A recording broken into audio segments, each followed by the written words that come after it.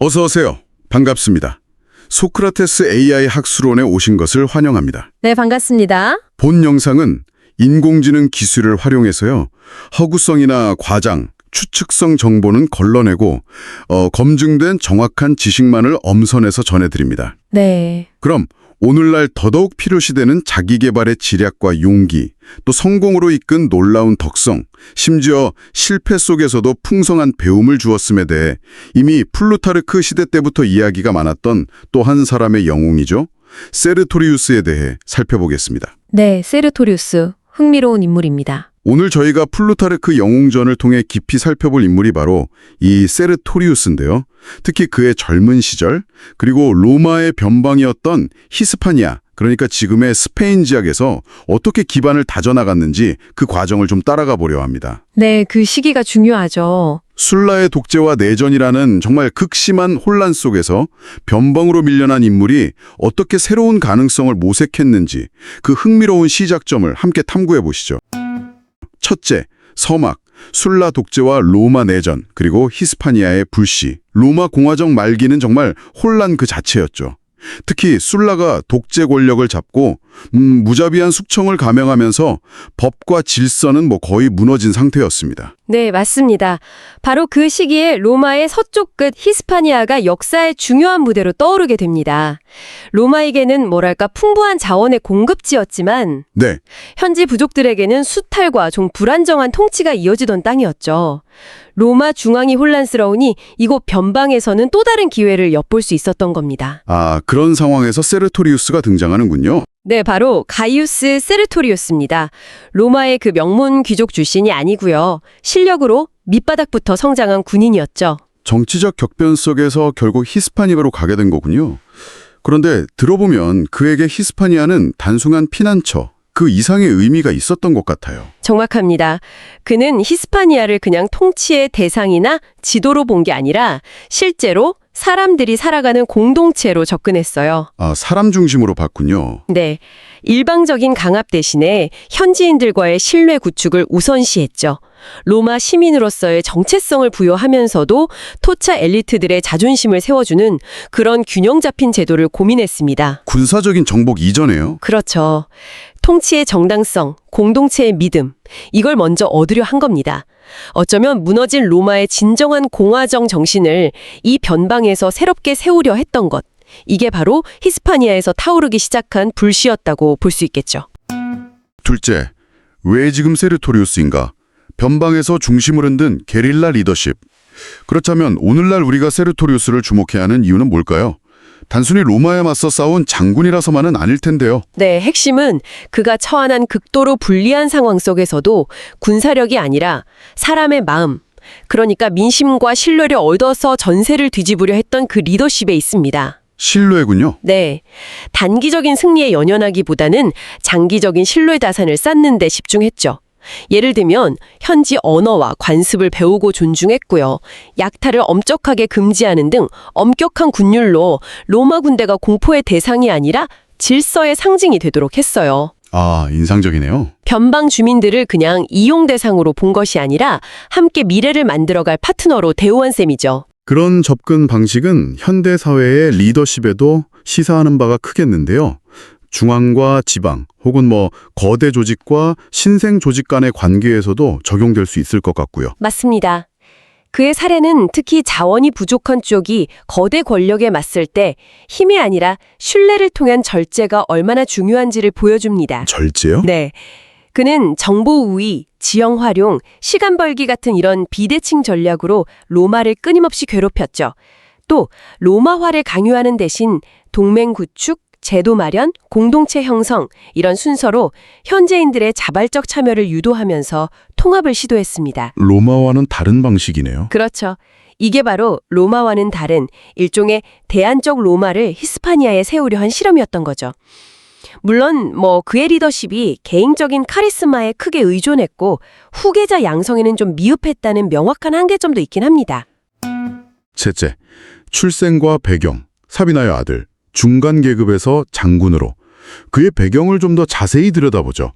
로마의 중심부 귀족이 아니라 이탈리아 중부 지방 출신이었다고요? 네, 플루타르코스에 따르면 그는 이탈리아 중부의 산악지대인 사비나 지방, 누르시아 출신입니다. 로마 최고 명문가가 아니고요.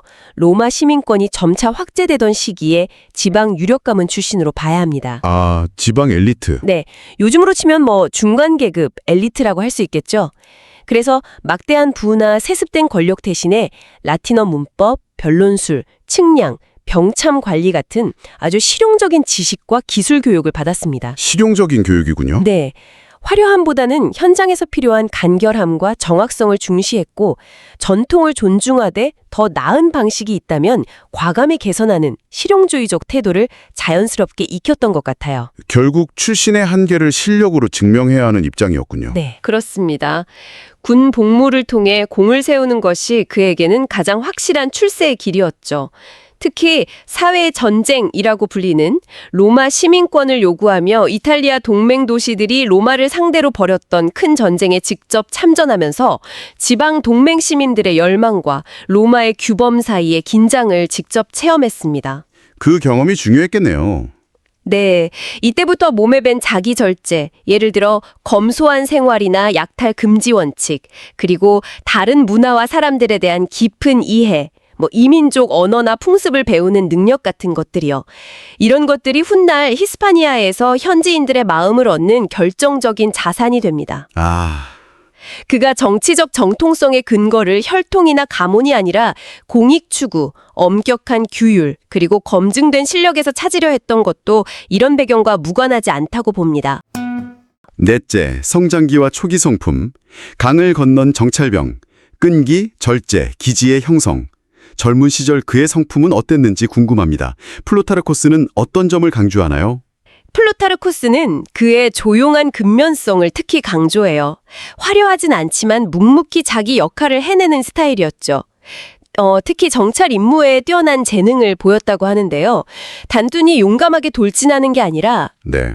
현지 언어를 사용하고 현지인 복장으로 위장해서 적진 깊숙이 들어가 정보를 정확히 파악해오는 능력이 탁월했습니다. 용맹함보다는 치밀한 관찰력, 뛰어난 기억력, 그리고 위기 상황에서의 침착함, 이게 그의 강점이었죠. 대단하네요. 한쪽 눈을 잃은 부상조차 훈장처럼 여겼다고요. 네, 맞아요. 그걸 부끄러워하기는커녕 영광스러운 훈장처럼 여겼다고 합니다. 단순히 용감한 걸 넘어서 생활 방식 자체가 끊임없는 훈련과 같았군요. 정확히 들었습니다. 평소에도 아주 검소하게 생활하고 일반 병사들과 똑같이 잠자고 먹으며 고통을 나누었죠. 약탈은 철저히 금지했고요. 와. 부대의 체력 관리를 위해 스스로 수영, 냉수욕, 장거리 행군 같은 것을 일상적으로 실천했습니다. 상벌을 내릴 때는 매우 공정했고 특히 점령지의 포로나 민간인들을 함부로 대하지 않도록 군율을 엄격하게 세웠어요. 그래서 평판이 좋았군요. 네. 덕분에 세르토리우스 군대는 전투에서 이기고 난 뒤에도 마을 사람들이 환영하며 다시 맞아들일 수 있는 군대라는 평판을 얻었죠. 그의 용기는 무모함이 아니라 잘 준비된 위험 감수였고 그의 지략은 즉흥적인 잔꾀가 아니라 꾸준한 관찰과 준비의 결과였습니다. 이렇게 쌓인 신뢰가 훗날 그가 히스파니아에서 펼친 상징적인 정치, 예를 들어 흰암사슴 이야기 같은 것들이 성공할 수 있었던 바탕이 됩니다. 다섯째, 결정적 전환 사회전쟁, 공혼, 망명, 그리고 히스파니아 부임. 앞서 언급된 사회전쟁이 그의 인생에 정말 중요한 전환점이 된 것 같습니다. 네, 결정적이었죠. 이 전쟁에서 그는 부상을 입고도 최전선에서 지휘를 계속했고 승리의 공을 부하들과 나누면서 이론이 아닌 실전에서 검증된 유능한 지휘관으로 확실히 인정받게 됩니다. 실력으로 증명했군요. 그렇죠. 특별한 배경이나 연출 없이 오직 실력만으로 명성을 얻은 상징적인 인물이 된 겁니다. 정치적으로는 민중의 권익을 옹호하는 민중파에 속했지만 마리우스나 술라 같은 인물들의 극단적인 폭력에는 동참하지 않으면서 권력의 중심부에서는 점차 멀어지게 되죠. 그래서 중심에서 멀어졌군요. 네, 이후 히스파니아 총독으로 임명되어서 잠시나마 통치 경험을 쌓는데 이때 복잡한 세금 규정을 간소화하고 공정한 재판을 통해서 예측 가능한 통치를 보여주려고 노력했습니다. 하지만 결국 로마 중앙 정치의 경랑 속에서 술라가 최종 승리하면서 다시 위기를 맞게 되죠. 그렇습니다. 슬라파에 의해서 히스파니아에서 쫓겨나 잠시 아프리카 등지를 떠도는 망명길에 오르게 되는데요. 하지만 이게 단순한 도피가 아니었어요. 네. 도피가 아니라면요? 핵심 병력과 자신을 따르는 동맹 세력과의 신뢰관계를 고스란히 보존하기 위한 뭐랄까 전력적인 후퇴였던 거죠. 그리고 마침내 과거 그의 공정한 통치를 기억하고 있던 히스파니아의 루시타니아 부족 대표들이 그를 찾아옵니다. 자신들의 지도자가 되어 로마에 맞서 싸워달라고 간청하죠. 아, 그래서 다시 기회가... 네, 세르토리우스는 이걸 단순한 권력 복귀의 기회가 아니라 로마 중앙과는 다른 새로운 질서, 즉 그가 구상했던 대안적 로마 공동체를 세울 기회로 받아들입니다. 노련한 로마 망명병사들과 용맹한 현지 부족 전사들을 결합시키고 단순한 군사 조직을 넘어서 행정, 사법, 심지어 교육 시스템까지 갖춘 공동체를 구상하며 히스파니아로 돌아갈 결심을 하죠. 정말 대단한 결심이네요. 네, 이 결단이 바로 로마 역사를 뒤흔든 세르토리우스 전쟁 혹은 대체 로마 프로젝트의 본격적인 시작이었습니다. 여섯 번째로 넘어가 보죠. 세르토리우스 리더십의 그 핵심, 아레테, 그러니까 덕성입니다. 이게 단순히 뭐 강하거나 아니면 그냥 온화하거나 그런 게 아니었다면서요? 네, 그렇죠. 강함과 온화함, 그러니까 관용과 규율을 정말 한 몸처럼 운영했어요. 예를 들면 약탈 같은 건 절대 금지. 아주 엄격했죠, 군율은. 아, 군율은 엄격하게. 네. 근데 또 항복한 이들이나 주민들에게는 확실하게 보호를 약속했고요. 이 균형, 이게 바로 사람들이 예측 가능하다 이렇게 느끼게 만든 거죠. 예측 가능한 정의. 네, 그게 안정감을 줬겠네요. 맞습니다. 그게 핵심이에요. 공포가 아니라 예측 가능성에서 오는 신뢰, 이걸로 통치한 거죠. 특히 그 오스카, 지금의 우에스카인데 여기서 했던 교육 정책은 정말 주목할 만해요. 교육이라면요? 현재 유력자들 있잖아요. 그 자제들한테 로마식 교육이랑 예법을 가르쳤어요. 근데 이게 그냥 로마처럼 되라 이게 아니고요. 네. 일종의 참여를 통한 로마화. 그러면서 이 아이들을 미래의 행정 인력으로 키우려는 아주 장기적인 그림이었던 거죠. 아, 단순히 동화가 아니라 파트너로 만들려는. 그렇죠. 그리고 그 유명한 하얀 암사슴 이야기 있잖아요. 네네. 이것도 그냥 뭐 신기한 이야기, 미신 이게 아니라 공동체의 사기를 위한 굉장히 정교한 상징 정치였다. 이렇게 볼 수 있습니다. 뭐랄까 서사 설계죠. 와, 그럼 그 덕성이라는 게 그냥 말이 아니라 실제 운용의 기술이었군요? 네, 맞아요. 시스템으로 보여준 거죠. 선언이 아니라. 자, 그럼 일곱 번째. 이렇게 잘 나가는 것 같았는데 당연히 시련이 있었겠죠. 로마에서 가만두지 않았을 텐데요? 그럼요. 로마에서는 그 노련한 장수 메텔루스 피우스 그리고 또 젊은 야심가 폼페이어스까지 연달아 히스파니아로 보냈습니다. 압박이 엄청났죠. 폼페이우스까지요? 이야, 그럼 세르토리우스는 어떻게 대응했나요? 정면 대결을 했습니까? 아니요. 정면 대결은 최대한 피했습니다. 그게 세르토리우스 방식이었어요. 대신에 이제 지형을 잘 이용했죠. 그리고 시간을 끄는 거. 아, 게릴라전 같은 건가요? 그렇죠. 매복, 기습, 보급로 차단 이런 걸로 로마군을 계속 지치게 만들었어요. 그런데 사실 외부의 적보다 더 큰 문제가 서서히 안에서 자라고 있었습니다. 내부 문제라면요? 바로 내부 분열이죠. 특히 그 페르페르나 이 사람을 중심으로 한 로마 귀족 출신 장교들이 있었거든요. 네. 망명해온 사람들이죠. 네. 이 사람들이 세르토리우스의 어떤 검소함이나 절제 또 현지인들이랑 같이 지내는 거 이런 방식에 불만을 품기 시작한 거예요. 자기들 방식이랑 다르니까. 그렇죠. 아무래도 세르토리우스 개인의 카리스마에 너무 의존하는 체제이다 보니까 그 약점이 드러나는 거죠. 뭐랄까 권력 분담이라든지 후계 문제라든지 이런 게 취약했던 거예요. 배신이 스멀스멀 가능해지는 그런 조건이 만들어지고 있었던 거죠. 그렇군요. 자, 여덟 번째는 그의 전략과 판단력 이야기입니다. 핵심은 지연과 교란 전술이라고 하셨는데 지형, 정보, 시간을 무기로 삼았다. 이거 좀 더 구체적으로 설명해 주실 수 있을까요? 네, 이게 그의 철학 같아요. 전장은 힘만으로 결정되는 게 아니다. 조건이 결정한다. 뭐 이런 거죠. 병력이 부족하니까요. 네. 그래서 구체적으로 보면 지형은 일단 유리한 곳, 뭐 좁은 길목이라던가 산악지게 이런 결정적인 길목을 딱 장악해서 적의 진군을 늦추고 소모전을 유도했고요.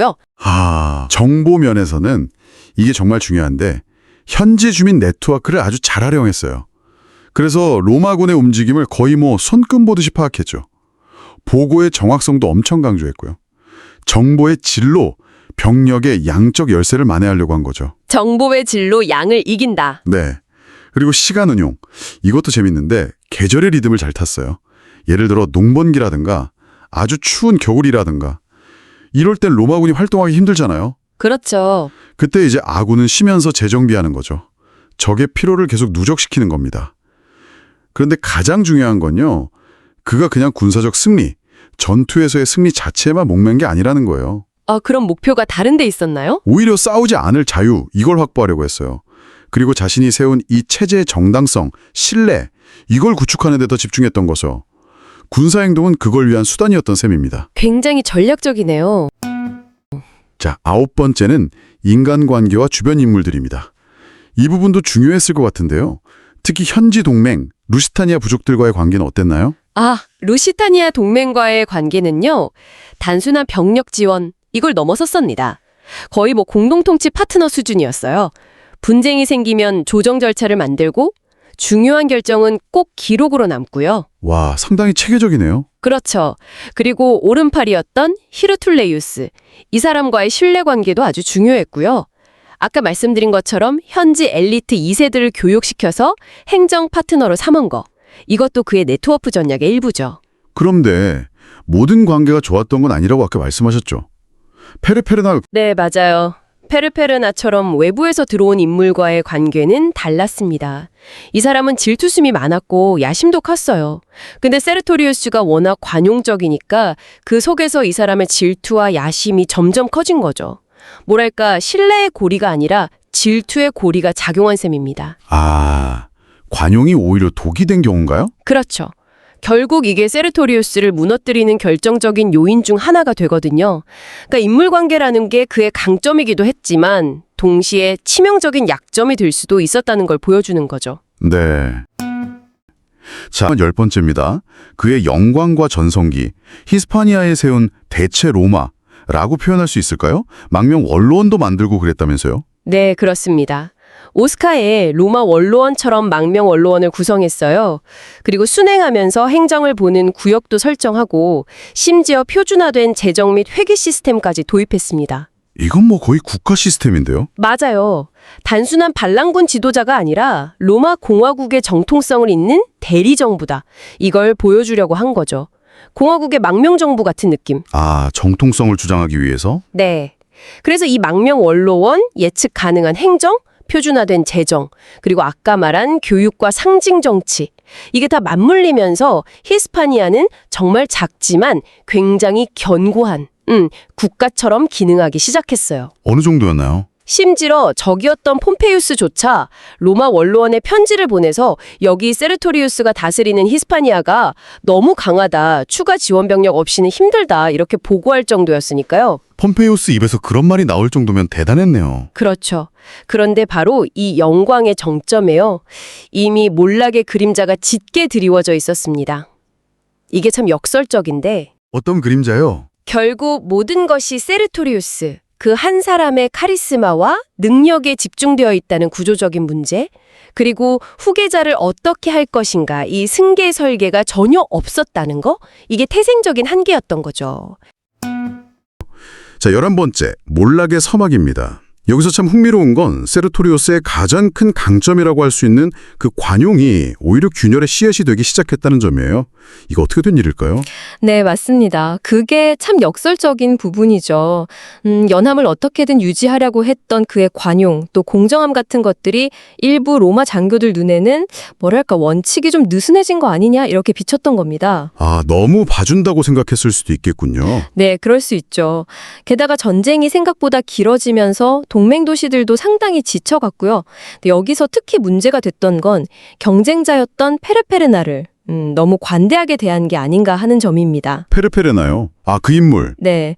그러니까 내분을 피하려고 어느 정도 자율성을 준 건데, 그게 오히려 그가 뒤에서 비밀 접촉망을 키우는 그런 통로가 되어버렸어요. 심지어 보고를 누락하거나 명령 수행을 일부러 지연해도 세르토리우스가 이걸 너그럽게 넘어가 주니까 조직 전체 규율이 흔들리기 시작한 거죠. 네, 당연히 중간 간부들은 혼란스러워했고요. 아니, 심지어는 그가 공정하게 대우하려고 했던 것들, 예를 들어 뭐 무리한 징발을 거부한다거나 정과거래를 고소한 것들 있잖아요. 그런 것마저 비판의 대상이 되었다는 게 참 아이러니하네요. 그렇습니다. 일부 야심가들은 바로 그 점을 파고들어서 세르토리우스가 주저한다. 전쟁보다 시장 상인들 이익을 더 챙긴다. 이런 식으로 비난을 했죠. 그리고 그 유명했던 하얀 사슴의 신비감도 시간이 지나면서 점점 약해졌고요. 아, 상징의 효과도 떨어졌군요. 네. 또 로마인 대신에 형지인 출신 근위병에 의존하는 모습이라든지 가끔씩 좀 불규칙하게 터져나오는 질책 같은 것들이 쌓이면서 신뢰에 금이 가기 시작했습니다. 결국에는 페르페르나와의 전략 논쟁, 그러니까 이게 지구전으로 가야 하냐 아니면 속전속결로 끝내야 하냐, 이 다툼이 단순한 전략 논쟁을 넘어서 정치적인 파벌 싸움으로까지 번지면서 그야말로 배신의 판이 깔리게 된 겁니다. 아, 그렇군요. 그래서 12번째, 결국 그 비격적인 최후를 맞게 되는군요. 정말 어찌 보면 좀 허망하게 암살을 당하고 말이죠. 네, 맞아요. 그것도 페르페르나가 직접 주최한 연회에서였습니다. 동료들을 완전히 믿고 있었으니까 무장조차 하지 않은 그런 상태였죠. 페르페르나가 암살 후에 스스로 후계자라고 나서긴 했지만 세르토리우스라는 그 강력한 구심점이 사라지니까 모든 게 그냥 순식간에 무너져 내렸습니다. 모든 것이요? 네, 그 루시타니아 부족들과 맺었던 동맹은 그냥 와해되어 버렸고요. 그가 애써 만들었던 행정 시스템은 완전히 마비 상태가 됐죠. 또 인재를 키우려고 세웠던 오스카 학교도 문을 닫았고 관리들은 다 뿔뿔이 흩어졌습니다. 그러니까 약속과 신뢰를 바탕으로 유지되던 그 체제는 정말 지도자 한 명의 죽음과 함께 그냥 증발해버린 셈이에요. 로마의 폼페이와 메텔루스 입장에서는 정말 놓칠 수 없는 기회였겠네요. 당연했죠. 이 기회를 놓치지 않았습니다. 페르페르나는 제대로 싸워보지도 못하고 성급하게 전투에 나섰다가 패배하고 결국 사로잡히게 됩니다. 근데 여기서 폼페이가 보인 행동이 참 흥미로운데요. 어떤 행동이었죠? 페르페르나가 가지고 있던 로마의 유력자들과 주고받은 서신들을 전부 불태워버렸다는 겁니다. 이걸 정치적으로 이용할 수도 있었을 텐데 그렇게 하기보다는 반란 자체를 그냥 완전히 뿌리 뽑겠다, 이런 의지를 보여준 거죠. 와, 대단한 결단이었네요. 그렇죠. 남은 세력들은 로마에 흡수되거나 아니면 그냥 흩어져 버렸습니다. 하지만 세르토리우스가 만들었던 그 행정문서 관리 방식 같은 일부 제도는 그 후에도 남았다고는 합니다. 결국 그의 죽음은 단순히 어떤 시스템의 실패라기보다는 그 시스템을 움직이던 신뢰라는 눈에 보이지 않는 힘, 그 심리적인 중력이 사라진 결과라고 볼 수 있습니다. 자, 그럼 13번째 항목으로 넘어가서 플루타르크가 왜 하필 세르토리우스를 에우메네스와 비교했는지 이 부분을 좀 살펴보죠. 어떤 공통점을 발견했던 걸까요? 가장 큰 공통점은 둘 다 로마나 마케도니아 같은 그 중심부 출신이 아니라는 거죠. 소위 말하는 외부자로서 오직 실력 하나만으로 최고의 자리에 오른 그런 인물들이었습니다. 그리고 또 중요한 점은 군사력에만 의존한 게 아니라 질서와 약속을 통해서 자신들의 권위에 정통성을 부여하려고 노력했다는 점이 같아요. 아, 정통성 확보 방식이 비슷했군요. 네, 물론 구체적인 방식은 좀 달랐습니다. 세르토리우스는 히스파니아에다가 아예 대체 로마라고 할 만한 망명정부 시스템을 창조하려고 했고요. 반면에 에우메네스는 기존의 왕권, 즉 알렉산드로스 대왕의 권위를 빌려서 자신의 정통성을 세우려 했죠. 지향점은 비슷했지만 방법은 달랐던 겁니다. 군사적인 면이나 리더십 스타일 같은 데서도 좀 비슷한 점이 있었을까요? 네, 있었습니다. 둘 다 정말 뛰어난 군사적인 기질을 발휘했죠. 세르토리우스는 특히 지형이나 정보, 시간을 활용하는 데 아주 능했고요. 에우메네스는 기동전이나 기습, 심리전 같은 데 강했습니다. 그리고 또 부하들의 약탈을 엄격히 금지하고 약속을 철저히 지키는 등 그 규율을 굉장히 중시했다는 점도 유사합니다. 그런데 몰락하는 과정도 비슷했다고요? 네, 그 점도 참 비슷해요. 결국 내부의 질투와 전쟁으로 인한 피로감, 그러니까 세르토리우스에게는 페르페르나와 같은 인물이 있었고 에우메네스에게는 그 휘하 장교들의 배신이 있었죠. 이런 내부적인 요인이 결정적이었습니다. 그리고 근본적으로는 개인의 카리스마를 넘어설 수 있는 어떤 제도적인 장치, 특히 뭐 승계 문제라든지 권한 위임 시스템 같은 것들이 제대로 갖춰지지 않았다는 게 치명적인 약점으로 작용한 거죠. 플루타르카는 이런 비교를 통해서 덕, 아레테 그 자체가 안전을 보장해주진 않지만 후대의 기억과 평가의 기준을 바꿀 수는 있다는 점을 보여주려고 한 것 같습니다. 그렇군요. 덕이 있어도 안전하진 않지만 평가는 달라진다. 의미심장하네요. 자, 그럼 14번째, 이 세르토리우스 이야기에서 오늘날 우리가 얻을 수 있는 교훈은 뭘까요? 특히 그의 몰락 과정이 주는 메시지가 있을 것 같습니다. 네, 여러 가지를 생각해 볼 수 있겠는데요. 몇 가지만 좀 짚어보자면 첫째로 세르토리우스가 히스파니아라는 그 변방 지역을 존중하고 그 지역 사람들의 자존감을 세워주면서 강력한 세력을 구축했잖아요. 이것처럼 주변부의 잠재력을 인정하고 존중하는 것이 혁신의 중요한 출발점이 될 수 있다는 점입니다. 아, 변방의 중요성. 네. 그리고 둘째는 그의 전통성은 결국 무력이 아니라 일관되게 약속을 지키고 투명한 절차를 따르는 데서 나왔다는 사실입니다. 그러니까 강압이 아니라 신뢰가 리더십의 기반이 되어야 한다는 거죠. 확실히 전쟁이 길어지면서 나타났던 문제점들, 그런 부분들도 중요한 교훈이 될 것 같네요. 맞습니다. 그래서 셋째 교훈은 전략이라는 것이 단순히 뭐 속도 경쟁이 아니라 조직의 피로를 관리하는 기술이라는 점입니다. 세르토리우스의 몰락 과정에서 볼 수 있듯이 지속 가능성을 위해서는 조직 전체의 어떤 리듬을 고려한 설계가 반드시 필요하다는 거죠. 피로 관리의 기술이라 흥미로운 표현이네요. 네. 그리고 넷째는 그 하얀 사슴 이야기처럼 상징이나 서사는 분명 효과적이지만 이걸 남발하지 않고 일관된 행동과 신중한 타이밍으로 잘 뒷받침해야만 진짜 신뢰를 얻을 수 있다는 점입니다. 마지막으로 어쩌면 가장 중요한 것일 수도 있는데요. 리더가 만약에 사라졌을 때를 대비한 제도적인 장치, 즉 승계 계백이라든지 권한 위임의 중요성입니다. 세르토리우스의 비극은 카리스마가 줄 수 있는 속도와 제도가 보장하는 지속성 사이의 차이를 아주 극명하게 보여주는 사례라고 할 수 있겠습니다. 네, 카리스마만으로는 부족하다는 거군요. 자, 이제 15째 전체 내용을 한번 정리해 볼 시간입니다. 이 세르토리우스의 삶과 몰락을 한마디로 혹은 짧게 요약한다면 어떻게 정리할 수 있을까요? 세르토리우스는 로마 내전이라는 아주 혼란한 시기에 저 멀리 히스파니아에서 망명원려원을 중심으로 행정 시스템과 재정 시스템까지 갖춘 일종의 대체 로마를 건설하면서 공화정의 이상을 실현하고자 했던 그런 인물입니다. 그는 뭐 지형, 정보, 시간을 아주 기가 막히게 활용하는 뛰어난 전략으로 강력한 로마군을 끊임없이 괴롭혔고요. 또 신뢰와 규율, 교육과 상징을 통해서 아주 강력한 세력을 구축했죠. 하지만 결국 하지만 결국 장기전으로 인한 피로 누적과 또 내부의 질투, 그리고 무엇보다 후계 구도를 미리 마련하지 못한 그런 제도적인 취약점 때문에 안타깝게도 암살로 생을 마감했습니다. 그의 이야기는 정통성이라는 것이 결국 지켜지는 약속에서 비롯된다는 것, 그리고 리더십은 속도 경쟁보다는 신뢰의 리듬을 타는 것이 중요하며 결국에는 제도화되어야만 지속될 수 있다는 그런 교훈을 우리에게 남깁니다. 또한 변방을 진심으로 존중하는 통치가 오히려 중심의 정당성까지도 강화할 수 있다는 사실을 증명해 보이기도 했고요.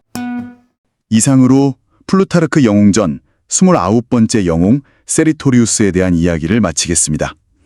그러면 계속해서 30번째 영웅 에우메네스에 관한 동영상도 기대해 주세요. 소크라테스 AI 학술원은 유튜브 호객 행위를 하지 않습니다. 안녕! 감사합니다.